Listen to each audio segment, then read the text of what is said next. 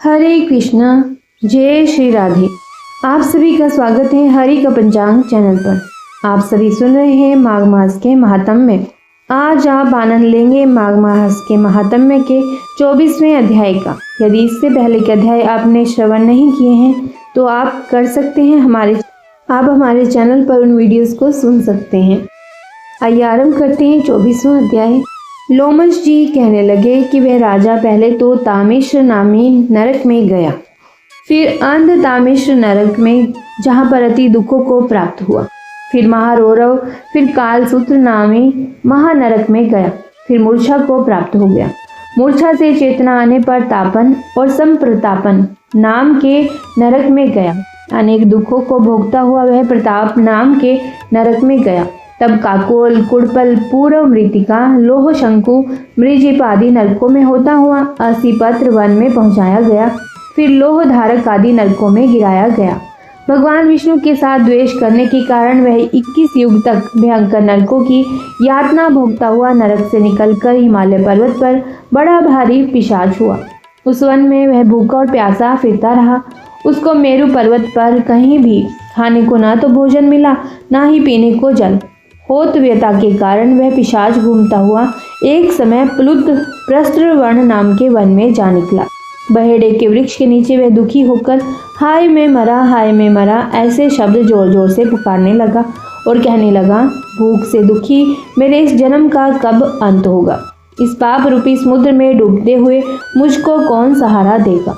लोमश जी कहने लगे कि इस प्रकार वेद पाठ करते हुए देवद्युति ने उसके दुख भरे वचनों को सुना और वहां पर एक पिशाच को देखा, जिसकी लाल डरावनी आंखें, दुर्बल शरीर, काले काले ऊपर खड़े बाल, विकराल चेहरा, काला शरीर, लंबी सी जीभ बाहर निकली हुई, लंबे होठ, लंबी जांघें, लंबे लंबे पैर, सूखा चेहरा, आंखों में पड़े वाले पिशाच को देखकर देवद्युति ने उससे पूछा कि तुम कौन हो और ऐसी करुणा से क्यों रोते हो।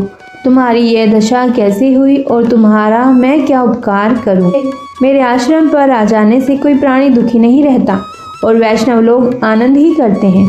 सो हे भद्र, तुम अपने इस दुख का कारण जल्दी कहो, क्योंकि विद्वान मनोरथ पाने के लिए विलंब नहीं किया करते। ऐसे वचन सुनकर प्रेत रोना बंद करके विनीत भाव से कहने लगा कि हे द्विज, किसी बड़े पुण्य में मुझको आपके दर्शन हुए हैं। बिना पुण्य के साधुओं की संगति नहीं होती। और फिर उसने पहले जन्म का वृतांत कहा कि भगवान विष्णु के द्वेष के कारण मेरी यह दशा हुई है। जिस हरि का नाम यदि अंत समय में मनुष्य के मुख से निकल जाए तो मनुष्य विष्णु पद को प्राप्त होता है, जो सबका पालन करता है। उसी से मैंने द्वेष किया। यह सब मेरे कर्मों का दोष है, जिसकी ब्राह्मण तप द्वारा प्रार्थना करते हैं। ब्रह्म आदि देवता, सनकादिक ऋषि जिसको मुक्ति के लिए पूजते हैं, जो आदि मध्य व अंत में विश्व का विधाता और सनातन है, जिसका आदि मध्य और अंत नहीं है, उस भगवान के साथ मैंने द्वेष किया। जो कुछ पुण्य किए मैंने पहले जन्म में किए थे, वह सब विष्णु की द्वेष रूपी अग्नि में भस्म हो गए।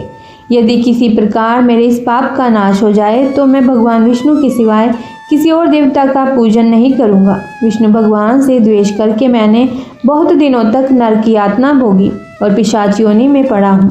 इस समय मैं किसी अच्छे कर्म के योग से आपके आश्रम में आया हूँ, जहाँ पर आपके सूर्य रूपी दर्शन ने मेरे दुख समान अंधकार को दूर कर दिया है। अब आप कोई ऐसा उपाय बताइए जिससे मेरी यह पिशाच योनि दूर हो, क्योंकि सज्जन पुरुष उपकार करने में देर नहीं करते हैं। देवद्युति कहने लगे कि यह माया देवता, मनुष्य, असुर सबकी स्मृति को मोहित कर देती है, जिससे धर्म का नाश करने वाला द्वेष उत्पन्न हो जाता है। जगत के उत्पन्न करने, रक्षा करने और नाश करने वाले जो सब प्राणियों की आत्मा है, उनसे भी लोग द्वेष करते हैं। जिनके अर्पण करने से सभी कर्म सफल होते हैं, उनकी भक्ति से मुख मोड़ने वाले मूर्ख कौन सी गति को प्राप्त नहीं होते। चारों वर्णों का वेदोक्त हरि का भजन करना ही उत्तम है, अन्यथा कुमार्ग में चलने वाले मनुष्य नरक के गामी होते हैं। इसी कारण वेद विरुद्ध कर्मों को त्यागना चाहिए। अपनी बुद्धि से बचे हुए धर्म के मार्ग पर चलने से मनुष्य परलोक के पथ का भी नाश करते हैं। वे वेद देवता ब्राह्मणों की निंदा करते हैं। झूठे मन कल्पित शास्त्रों को मानने वाले नरक में जाते हैं। देवादिदेव विष्णु से विमुख होने वाले नरक में जाते हैं, जैसे द्रविड़ देश का राजा नरक में गया। इस कारण इनकी निंदा नहीं करनी चाहिए और वेद में ना कही गई क्रिया को भी नहीं करना चाहिए। लोमश जी कहने लगे कि ऐसा कहने पर मुनि ने पिशाच को सुमार्ग बतलाया कि माघ मास में तुम प्रयाग में जाकर स्नान करो, उससे तुम्हारी वह पिशाच योनि समाप्त हो जाएगी। माघ मास में प्रयाग में स्नान करने से मनुष्य पहले जन्म के सब पापों से मुक्त हो जाता है। वहाँ पर स्नान करने से मुक्ति प्राप्त होती है। इससे बढ़कर कोई और प्रायश्चित नहीं है। संसार में यह मोक्ष और स्वर्ग का खुला द्वार है। गंगा और यमुना का संगम त्रिवेणी संसार में सबसे उत्तम तीर्थ है। पाप रूपी बंधन को काटने के लिए यह त्रिवेणी एक कुल्हाड़ी के समान है। कहाँ तो विष्णु सूर्य तेज गंगा यमुना का संगम और कहाँ ये तुच्छ पाप रूपी तृण की आहुति। जैसे घने अंधकार को दूर करने वाला शरद का चंद्रमा चमकता है, उसी तरह संगम के स्नान से मनुष्य पवित्र हो जाता है। मैं तुमसे गंगा यमुना के संगम का वर्णन नहीं कर सकता, जिसके जल की एक बूंद के स्पर्श से केरल देश का ब्राह्मण मुक्त हो गया। के ऐसे वचन सुनकर प्रेत के मन में शांति उत्पन्न हो गई, मानो सब दुखों से छूट गया हो। प्रसन्नता से उसने विनय पूर्वक ऋषि से पूछा। ऋषि से क्या पूछा, इसका वर्णन अगले अध्याय में किया जाएगा। ओम नमो नारायण। माघ मास महात्म का 24वां अध्याय संपन्न हुआ। ओम नमो भगवते वासुदेवाय। हरे कृष्ण। आइए सुनते हैं माघ मास महात्म का 25वां अध्याय। आरंभ करते हैं। जय श्री गणेश। पिशाच कहने लगा कि हे मुनि, केरल देश का ब्राह्मण किस प्रकार मुक्त हुआ, यह कथा कृपा करके विस्तार पूर्वक कहिए। देवद्युति कहने लगा, केरल देश में वासु नाम वाला एक वेद पारंगत ब्राह्मण था। उसके बंधुओं ने उसकी भूमि छीन ली, जिससे वह निर्धन और दुखी होकर अपनी जन्म भूमि त्याग कर देश विदेश में घूमता किसी व्याधि से ग्रस्त होकर मृत्यु को प्राप्त हो गया। उसका कोई बांधव न होने के कारण उसकी औधर्व वैदिक क्रिया नहीं हुई और न ही उसकी दाह क्रिया हुई। इस प्रकार क्रिया के लोप होने से निर्जन वन में प्रेत होकर चिरकाल तक फिरता रहा। शीत ताप भूख प्यास के दुख से हाहाकार करता हुआ वह नंगे शरीर रोता फिरता था, परंतु उसको कहीं सदगति नहीं दिखाई देती थी। सर्वथा दान न देने से वह अपने कर्म फल को भोगता था। जो लोग अग्नि में आहुति नहीं देते, भगवान का पूजन नहीं करते, वे आत्मविद्या का अभ्यास नहीं करते, अच्छे तीर्थों से विमुख रहते हैं। जो लोग दुखी लोगों को स्वर्ण वस्त्र तांबूल रतन फल तथा जल नहीं देते तथा छल कपट से जीविका प्राप्त करने वाले, दूसरों तथा स्त्रियों का धन हरने वाले, पाखंडी, कुटिल, चोर, बाल वृद्ध तथा आतुर और स्त्रियों पर निर्दयता करने वाले, आग लगाने वाले, विष देने वाले, झूठी गवाही देने वाले, कुमार्ग पर चलने वाले, माता पिता, भाई बहन, संतान तथा अपनी स्त्री का त्याग करने वाले, जो सब तीर्थों में दान लेते हैं, पालन करने वाले, स्वामी को त्यागने वाले, गौर तथा भूमि के चोर, वेदों की निंदा करने वाले, वृथा द्रोह करने वाले, प्राणियों की हिंसा करने वाले, देवता गुरु की निंदा करने वाले, यह सभी बारंबार प्रेत पिशाच राक्षस तथा बुरी योनियों में जन्म लेते हैं। अतएव बुरे कर्मों से बचकर धर्म के कार्य तथा यज्ञ दान और तप आदि करने चाहिए, क्योंकि कर्म फल अवश्य ही मिलता है। इस प्रकार प्रेत की गति देखकर पाप कर्म कदापि नहीं करने चाहिए। ब्राह्मण कहने लगा कि इस प्रकार उस केरल ब्राह्मण ने उस पर्वत पर अधिक समय व्यतीत करके एक मार्ग में एक पथिक को देखा, जो 2 गगरियों में त्रिवेणी का जल लिए हुए था। आनंद पूर्वक भगवान के चरित्र का गान कर रहा था। प्रेत ने उसका मार्ग रोक कर कहा कि तुम डरो मत, इस गगरी का जल मुझको पिलाओ, नहीं तो मैं तुम्हारे प्राण ले लूंगा। देवदूती कहने लगा कि दुखी, दुर्बल, नंगे, मुरझाए हुए तुम कौन हो, पैरों से पृथ्वी को स्पर्श न करके चलते हो।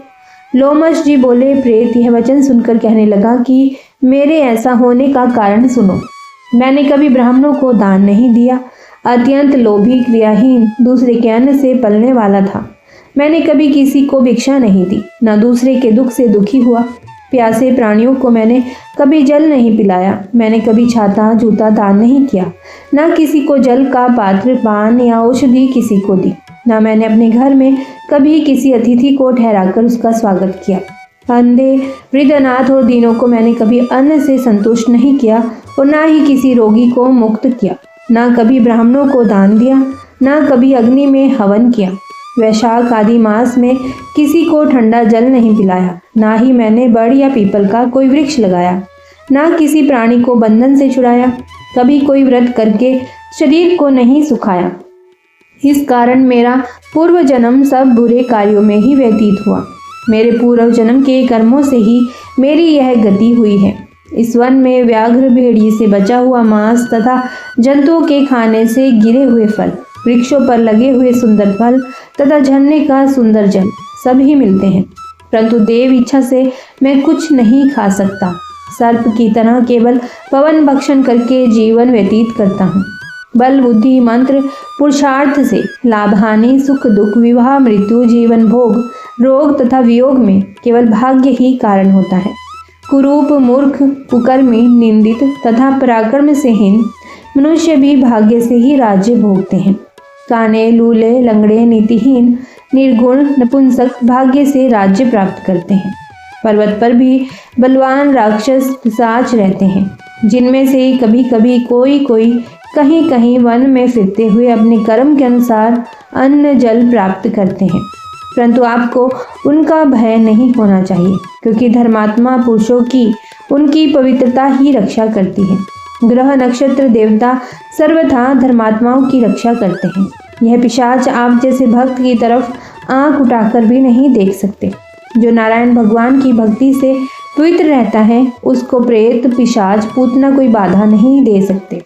भूत, बेताल, पिशाच, गंधर्व, काकिन, शाकिनी ग्रह, रेवती, यज्ञ मातृ ग्रह, भयंकर ग्रह, कृत्या, सर्प, कुष्मांड तथा दूसरे दुष्ट जंतु पवित्र वैष्णव की तरफ देख भी नहीं सकते। जिसकी जिह्वा पर गोविंद का नाम, हृदय में वेद तथा श्रुति विद्यमान है, जो पवित्र और दानी है, उनको कभी भय नहीं हो सकता। हे ब्राह्मण, इस प्रकार कर्मों का फल भोगता हुआ मैं यहाँ रहता हूँ, ऐसा सोचकर मैं शोक नहीं करता। एक बार मैं ज्वालिनी नदी के किनारे पर गया था। वहां पर घूमते हुए मैंने सारस के वचनों को सुना था। ओम नमो नारायण। माघ मास महात्म्य का 25वां अध्याय संपन्न हुआ। आइए सुनते हैं श्रीमद् भागवत महापुराण की कथा। जय श्री गणेश।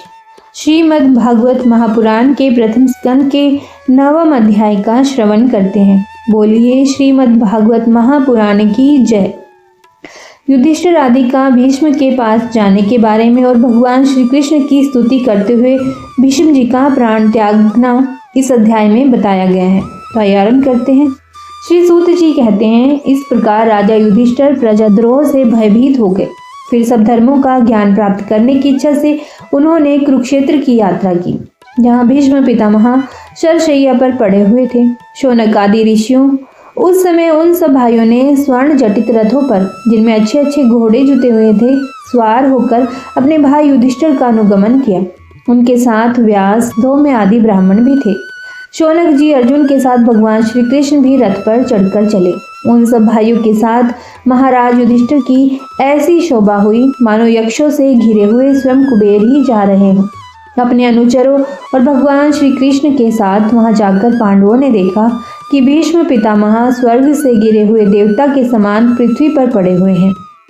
उन लोगों ने उन्हें प्रणाम किया। शौनक जी उसी समय भरतवंशियों के गौरव रूप भीष्म पितामह को देखने के लिए सभी ब्रह्म ऋषि, देव ऋषि और राज ऋषि वहां आए।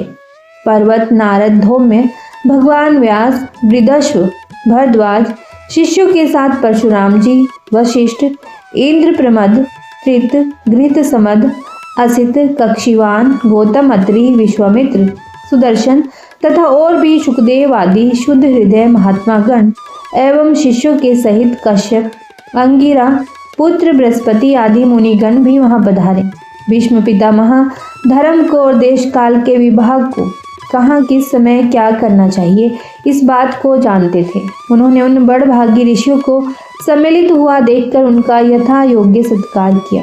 वे भगवान श्री कृष्ण का प्रभाव भी जानते थे, अतः उन्होंने अपनी लीला से मनुष्य का वेश धारण करके वहां बैठे हुए तथा जगदीश्वर के रूप में हृदय में विराजमान भगवान श्री कृष्ण की बाहर तथा भीतर दोनों जगह पूजा की। पांडव बड़े विनय और प्रेम के साथ भीष्म पितामह के पास बैठ गए। उन्हें देखकर भीष्म पितामह की आंखें प्रेम से आंसुओं से भर गई। उन्होंने कहा, धर्मपुत्रों, हाय हाय, यह बड़े कष्ट और अन्याय की बात है कि तुम लोगों को ब्राह्मण धर्म और भगवान के आश्रित रहने पर भी इतने कष्ट के साथ जीना पड़ा, जिसके तुम कदापि योग्य नहीं थे। अतिरथी पांडु की मृत्यु के समय तुम्हारी अवस्था बहुत छोटी थी। उन दिनों तुम लोगों के लिए कुंती रानी को और साथ साथ तुम्हें भी बार बार बहुत से कष्ट झेलने पड़े। जिस प्रकार बादल वायु के वश में रहते हैं, वैसे ही लोकपालों के सहित सारा संसार काल भगवान के अधीन है। मैं समझता हूँ कि तुम लोगों के जीवन में ये जो अप्रिय घटनाएं घटित हुई, वे सब उन्हीं की लीला है। नहीं तो शाह साक्षात धर्मपुत्र राजा युधिष्ठिर हों, गदाधारी भीमसेन और धनुर्धारी अर्जुन रक्षा का काम कर रहे हों, गांडीव धनुष हों और स्वयं श्री कृष्ण सुहृदय हों, भला वहां भी विपत्ति की संभावना है। ये काल रूप श्री कृष्ण कब क्या करना चाहते हैं, इस बात को कभी कोई नहीं जानता। बड़े बड़े ज्ञानी भी इसे जानने की इच्छा करके मोहित हो जाते हैं। युधिष्ठिर, संसार की ये सब घटनाएं ईश्वर इच्छा के अधीन है। उसी का अनुसरण करके तुम इस अनाथ प्रजा का पालन करो, क्योंकि अब तुम ही इसके स्वामी और इसे पालने में समर्थ हो।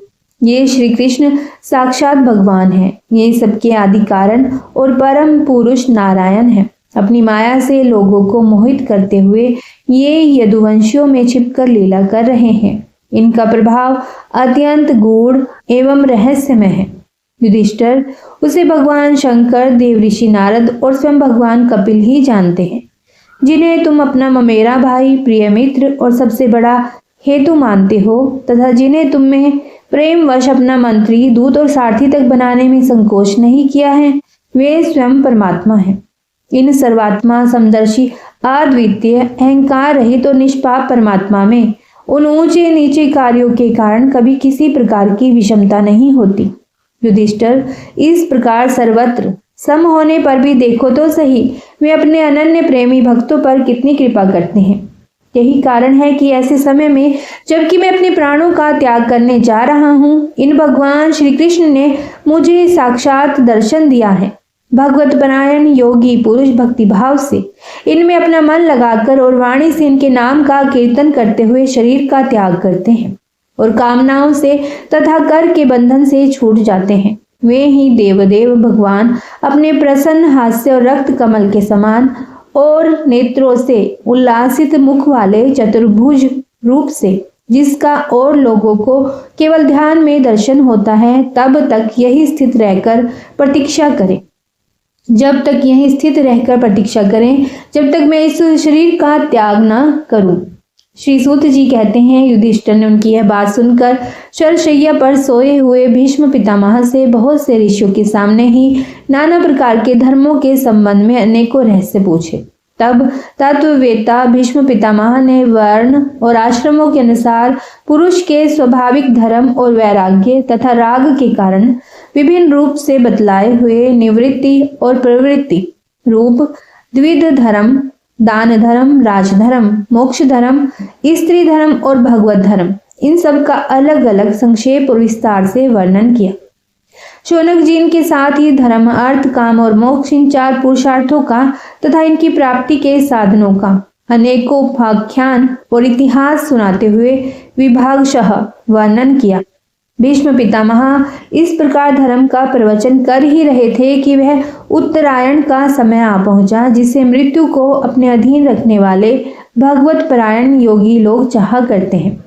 उस समय हजारों रथियों के नेता भीष्म पितामह ने वाणी का संयम करके मन को सब ओर से हटाकर अपने सामने स्थित आदि पुरुष भगवान श्री कृष्ण में लगा दिया। भगवान श्री कृष्ण के सुंदर चतुर्भुज विग्रह पर उस समय पीतांबर फहरा रहा था। भीष्म जी की आंखें उसी पर एक टक लग गई। उनके शस्त्रों की चोट से जो पीड़ा हो रही थी, वह तो भगवान के दर्शन मात्र से ही तुरंत दूर हो गई तथा भगवान की विशुद्ध धारणा से उनके जो कुछ अशुभ शेष थे वे सभी नष्ट हो गए। अब शरीर छोड़ने के समय उन्होंने अपनी समस्त इंद्रियों के वृत्ति विलास को और बड़े प्रेम से भगवान की स्तुति की। भीष्म जी ने कहा, अब मृत्यु के समय अपनी यह बुद्धि जो अनेक प्रकार के साधनों का अनुष्ठान करने से अत्यंत शुद्ध एवं कामना रहित हो गई है, यदुवंश शिरोमणि अनंत भगवान श्री कृष्ण के चरणों में समर्पित करता हूँ, जो सदा सर्वदा अपने आनंदमय स्वरूप में स्थित रहते हुए ही कहीं विहार करने की लीला करने की इच्छा से प्रकृति को स्वीकार कर लेते हैं, जिससे यह सृष्टि परंपरा चलती है, जिनका शरीर त्रिभुवन सुंदर एवं श्याम तमाल के समान सांवला है, जिस पर सूर्य रश्मियों के समान श्रेष्ठ पीतांबर लहराता रहता है और कमल सदृश मुख पर घुंघराली अलके लटकती रहती हैं। उन अर्जुन सखा श्री कृष्ण में मेरी निष्कपट प्रीति हो। मुझे युद्ध के समय की उनकी वह विलक्षण छवि याद आती है। उनके मुख पर लहराते हुए घुंघराले बाल घोड़ों की टॉप की धूल से मटमैले हो गए थे और पसीने की छोटी छोटी बूंदें शोभायमान हो रही थी। मैं अपने तीखे बाणों से उनकी त्वचा को बींध रहा था। उन सुंदर कवच मंडित भगवान श्री कृष्ण के प्रति मेरा शरीर, अंतःकरण और आत्मा समर्पित हो जाए। अपने मित्र अर्जुन की बात सुनकर, जो तुरंत ही पांडव सेना और कौरव सेना के बीच में अपना रथ ले आए और वहां स्थित होकर जिन्होंने अपनी दृष्टि से ही शत्रु पक्ष के सैनिकों की आयु छीन ली, उन पार्थ सखा भगवान श्री कृष्ण में मेरी परम प्रीति हो। अर्जुन ने जब दूर से कौरवों की सेना के मुखिया हम लोगों को देखा, तब पाप समझकर वह अपने स्वजनों के वध से विमुख हो गया। उस समय जिन्होंने गीता के रूप में आत्मविद्या का उपदेश करके उसके सामयिक अज्ञान का नाश कर दिया, उन परम पुरुष भगवान श्री कृष्ण के चरणों में प्रीति बनी रहे। मैंने प्रतिज्ञा कर ली थी कि मैं श्री कृष्ण को शस्त्र ग्रहण कराकर छोड़ूंगा। उसे सत्य एवं ऊंची करने के लिए उन्होंने अपनी शस्त्र ग्रहण न करने की प्रतिज्ञा तोड़ दी। उस समय वे रथ से नीचे कूद पड़े और सिंह जैसे हाथी को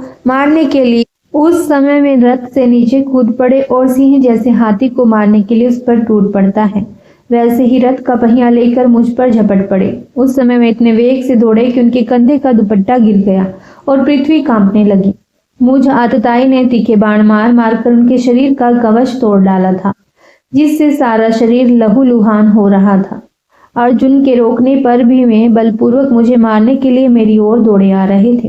वे ही भगवान श्री कृष्ण जो ऐसा करते हुए भी मेरे प्रति अनुग्रह और भक्त वत्सलता से परिपूर्ण थे, मेरी एकमात्र गति हो, आश्रय हो। अर्जुन के रथ की रक्षा में सावधान जिन श्री कृष्ण के बाएं हाथ में घोड़ों की रास थी और दाहिने हाथ में चाबुक, इन दोनों की शोभा से उस समय जिनकी अपूर्व छवि बन गई थी, तथा महाभारत युद्ध में मरने वाले वीर जिनकी इस छवि का दर्शन करते रहने के कारण सारूप्य मोक्ष को प्राप्त हो गए, उन्हीं पार्थ सारथी भगवान श्री कृष्ण में मुझे मरणासन की परम प्रीति हो।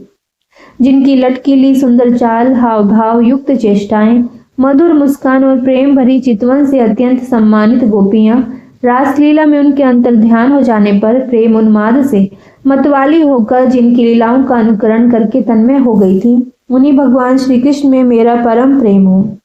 जिस समय युधिष्ठिर का राजसूय यज्ञ हो रहा था, मुनि और बड़े बड़े राजाओं से भरी हुई सभा में सबसे पहले सबकी ओर से इन्हीं सबके दर्शनीय भगवान श्री कृष्ण की मेरी आंखों के सामने पूजा हुई थी। वे ही सबके आत्मा प्रभु आज इस मृत्यु के समय मेरे सामने खड़े हैं। जैसे एक एक ही सूर्य अनेक आंखों से अनेक रूपों में दिखते हैं, वैसे ही अजन्मा भगवान श्री कृष्ण अपने ही द्वारा रहित अनेक शरीरधारियों के हृदय में अनेक रूप से जान पड़ते हैं। वास्तव में तो वे एक और सबके हृदय में विराजमान ही हैं। उन्हीं इन भगवान श्री कृष्ण को मैं भेद भ्रम से रहित होकर प्राप्त हो गया हूँ। इस प्रकार भीष्म पितामह ने मन, वाणी और दृष्टि की वृत्तियों से आत्म स्वरूप भगवान श्री कृष्ण में अपने आप को लीन कर दिया। उनके प्राण वहीं पर विलीन हो गए और वे शांत हो गए।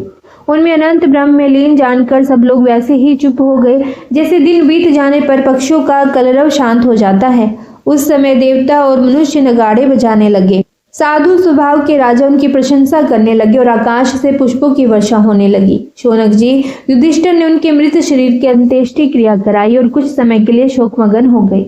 उस समय मुनियों ने बड़े आनंद से भगवान श्री कृष्ण की उनके रहस्यमय नाम ले लेकर स्तुति की। इसके पश्चात अपने हृदय को श्री कृष्णमय बनाकर वे अपने अपने आश्रमों को लौट गए। तदनंतर भगवान श्री कृष्ण के साथ युधिष्ठिर हस्तिनापुर चले गए और उन्होंने वहां अपने चाचा धृतराष्ट्र और तपस्विनी गांधारी को ढाढ़स बंधाया। फिर धृतराष्ट्र की आज्ञा और भगवान श्री कृष्ण की अनुमति से समर्थ राजा युधिष्ठिर अपने वंश परंपरागत साम्राज्य का धर्म पूर्वक शासन करने लगे।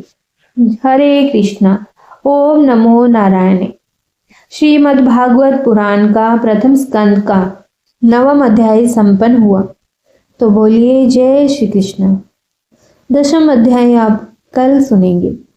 यदि यह वीडियो आपको अच्छी लगी हो तो इसे लाइक और शेयर जरूर कीजिएगा और कमेंट बॉक्स में हरे कृष्णा जरूर लिखिएगा, क्योंकि हरे कृष्णा बोलने से लिखने से हमारे पुण्य प्रताप बढ़ जाते हैं। हमारे द्वारा प्रभु का एक बार भी लिया हुआ नाम हमारे पुण्यों को बढ़ा देता है और हमारे कष्टों का निवारण कर देता है। हरे कृष्णा।